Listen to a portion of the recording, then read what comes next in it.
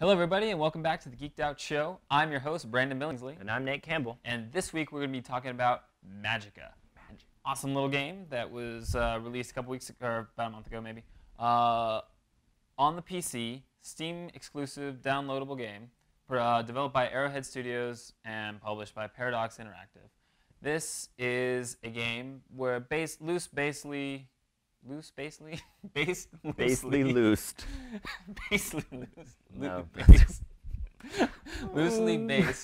on Norse mythology. It's a game with a 3D isometric perspective that reminds you of classic games like Baldur's Gate and Diablo and those sorts of games. And this game is certainly an homage to all of those. You take the role of a little wizard who's fresh out of Little Wizard School, and his world is in peril, of course, and you are sent out to save it because apparently you're the only one that can, as is usually the case. I don't want to get too much into it, but Nate, tell me what you thought. First off, the story is fun. It's very comical. It's enjoyable. You start off with the narrator, I think is an old Jewish guy, which I thought was kind of funny. You thought he was a vampire. His name is Vlad. His name is Vlad, yeah. Well, you can get those confused. Old Jewish guy, vampire. Some people. But anyway, storyline is great. Do enjoy it. There is a lot of funny jokes and things. It is humorous. This game is humorous.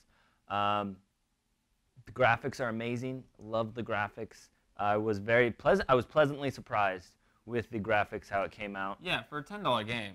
For $10, the graphics are amazing. The shading, just the explosions, all the detailing is awesome. What it does take some getting used to is the controls. It is a click to move. Yeah, point and click. Point and click movement. So you have to click and your little wizard will move. And then your typical WASD,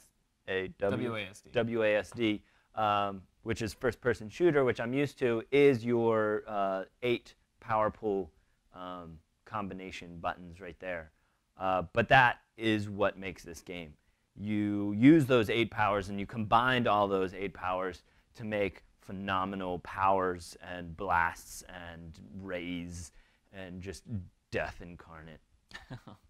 Or life incarnate. Or life incarnate. As the situation may require. One of the powers is life. But you can heal the bad guys. You can make a life beam and start healing all the bad guys. Or on purpose. On purpose. But there's the beam, there's the wide cone of effect, and then there's the area of effect, and then there's the self. But then you can also drop a giant boulder on yourself and die. Yeah, if you do the wrong. If you do the wrong power, yes.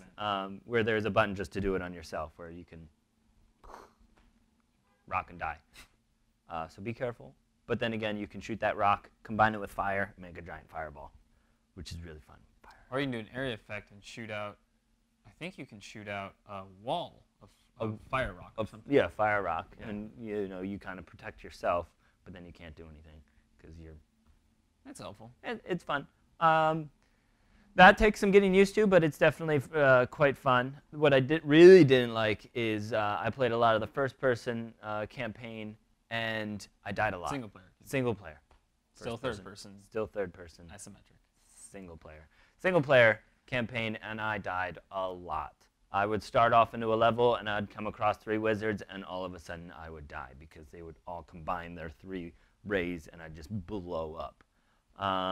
So it is quite difficult if you are playing single player. Yeah, the difficulty on the single player is kind of ridiculous, actually.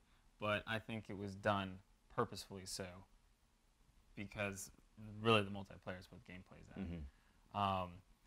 As this game is so much fun. I loved it so much. I would say that it is a love-funsome game. Love, fun, and awesome. Fun and awesome. I mean, there is not enough I can say about this game. It is so funny, so genius, so just perfect for what it is, and it is amazing. The story. I want to talk about the story and the writing real quick. It is so funny. it incorporates so many references to different video games, comics, and movies over the past 20 years that have anything remotely to do with, the geeks, nerds that we would have watched. Everything from Monty Python, Indiana Jones, Star Trek, Star Wars, Ghostbusters, Back to the Future. There's all D&D. these There's the first D&D reference. Yeah, there's D&D references. There's even something as obscure as Ski Free from way back in the day is in there. Just the way these are incorporated. There's even a little King's Quest achievement where you find all the moose, all the meese. I don't know what you want to call them. Moose-eye? And the way all these little things combine to create an awesome little experience, full of nostalgia, full of adventure, and it really is so much fun when you come across these references. It's such a joy to find. The graphics, like we covered already, were awesome. I loved them. Where the heart of the gameplay is, really, though, is multiplayer. This game was not really meant to be a single-player experience. This is a multiplayer experience through and through. I learned that the hard way. Yeah. This is something where you can enjoy, the most joy, comes out of being in a party of 4 and then accidentally killing all of you guys. And you die so many times, but hilariously so. Everything from dropping a rock on yourself to dropping a rock on a buddy to lighting your buddies on fire. But all those also are combined with the times when you find the right beams, like an electrical beam combining with a water beam, and to create this amazing beam that just wipes out everything in front of it. And the teamwork makes the difficulty a lot easier. And there's so much replayability in the game that I've almost finished it. I want to go through it again. There's so many different possibilities with spell combinations and play styles that you can go again and again and again and still pull something different away from it. You can experience all the humor and all the references that really make this game a gem to play. The roughest part I had were the bugs. There were so many bugs in this game at release time that it made it very difficult to play a multiplayer game. And even today, there are still some bugs that are crashing the multiplayer games, but nothing near as severe as when it was first released. I couldn't even hardly start a game, let alone, once I got into a game, complete more than half a level.